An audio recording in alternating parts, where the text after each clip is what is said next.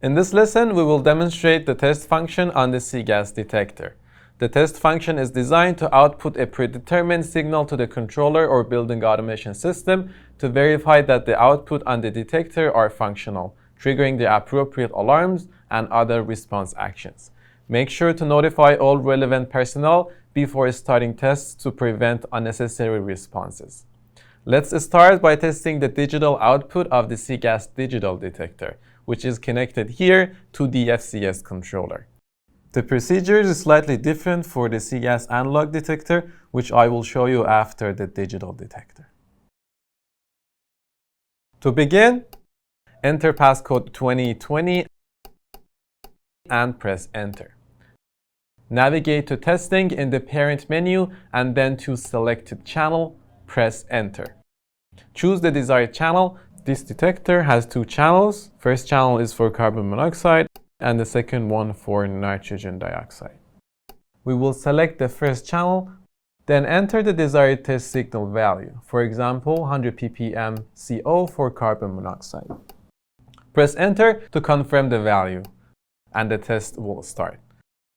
At this point, the controller should respond as configured, for instance by triggering alarms or activating ventilation.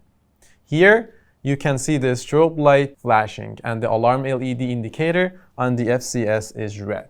So it has successfully responded to the test. To stop the test, press the up or down button. Now we'll demonstrate the test function with the cGas A, which is the analog detector. You can use a meter to confirm the accuracy of the current output. After inputting the password, navigate to testing in the parent menu and scroll through the menu to test AO for analog output. Next, enter the desired analog value. The output type can be set to either current or voltage. Ours is set to current, so let's input, for example, 12 milliamps. Press enter to confirm the value and the test will start. You will see the meter confirms the accuracy of the output at 12 milliamps. The FCS will register an alarm corresponding to the test value. To stop the test, press the up or down buttons. Lastly, if there are relay or buzzer options installed on the detector, you can test these as well. The procedure is the same on both analog and digital detectors.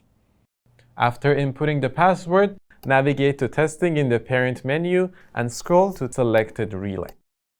Choose either relay or buzzer to test. We will test the buzzer, so select test buzzer. Press enter. Navigate to test relay. Change the setting from untripped to tripped.